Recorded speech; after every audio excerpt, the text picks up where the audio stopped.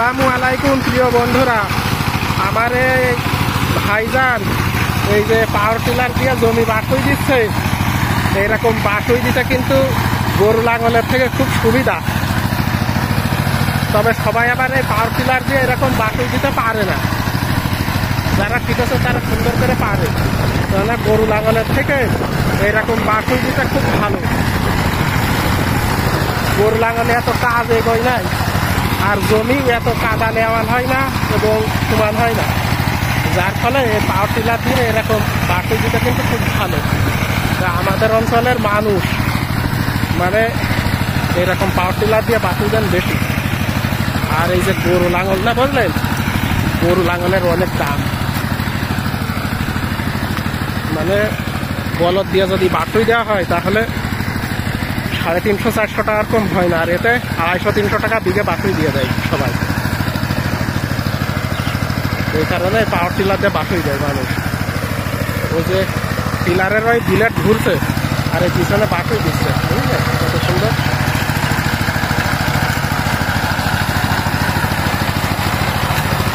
এই কারণে এই পাওয়ার টিলার আসাতে এই গ্রাম অঞ্চলের কৃষকদের অনেক সুবিধা।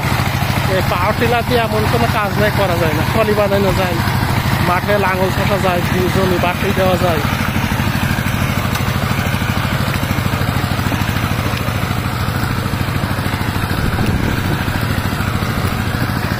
আর এই জমি কিন্তু এই 6 চাষ দেওয়ার পরে এই বাটুই দেওয়া হচ্ছে। আর এই জমিতে পাওয়ার টিলার দিয়ে 6টা চাষ দেওয়ার পরে কিন্তু এই বাটুই দেওয়া হচ্ছে। আর এরপরে সার দিয়ে এই জমি রোয়া হবে, তখন খুব ভালো দেখা যাবে। আর রুলে দেখা যাচ্ছে ওই কার্তিক অগ্রহণ মাসের দিকে এই আমন ধান উঠে যাবে। তখন দেখা যাচ্ছে এই বর্ষার সিজনে এই সময় আমন ধান উঠে হয়। আর আমন ধানের চাষটা মোটামুটি ভালো লাভ। তবে বৃষ্টি হলে পানি খরচা কম হয়, তবে এবছর তো বৃষ্টি কম, যার ফলে মোটর মেশিন চালিয়ে কৃষকদের পানি দিতে হচ্ছে এইসব জমিতে।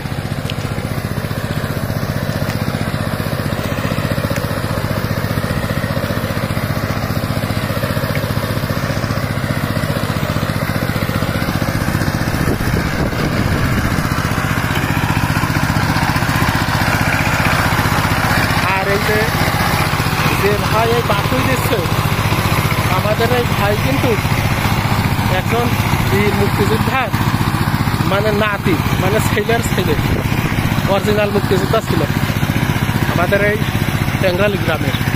এই ভাই দাদা মোটামুটি সুন্দর অবস্থা, জমি জায়গাও আছে, চাষবাস করেন। মানে যে মুক্তিযোদ্ধা ছিল আমার এই ভাই দাদা, হ্যাঁ কথাটা বলতাম না, এই দেশের সমস্যা তো ওই কারণে বললাম। বুঝলেন, অত্যন্ত সৎ এবং পরিশ্রমী। হ্যাঁ, মানে এই আমার এই যে ভাই দেখছো বাটুই দিচ্ছে, এই ভাই দাদা মানে এই ভাইয়ের বাপের বাপ মুক্তিযোদ্ধা ছিল। ওনারা কৃষিকাজই করেন। আগামী ভিডিওতে ইনশাল্লাহ আবার দেখা হবে বা কথা হবে। সবাই ভিডিওটি দেখুন, খুব ভালো লাগবে ইনশাল্লাহ।